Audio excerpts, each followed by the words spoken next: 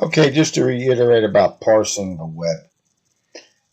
And remember, parsing the web means the program will go over to the website, the specific, in this case, many of the data is pulled from ESPN websites for National Hockey League, and it's going to strip data from the website into databases that the program will use. So that's what's parsing. And of course, to generalize parsing, you will be updating your full player list will be parsed. So if you click this, it'll go over to your website, over to ESPN, and gather all the players.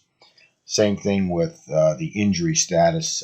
It'll update injuries. One thing to note: you don't have to do the update full players unless, of course, players are moving around, and then you would have to update the team roster.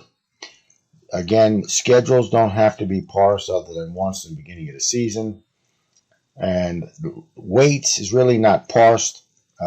That's more about loading a waiting file and making adjustments. But here is the key principle parsing routines. You would be parsing the regular season, and you'd want to do that prior to every game. You want to get the most accurate past performance for the players and the team.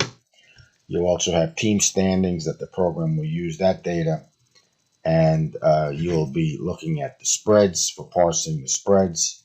Once the game is complete, you can parse the scores and so on. So you'd have to do all of that parsing before you really run any of the predictions. Okay, so that's basically parsing, pulling the data from the website and storing it into a database.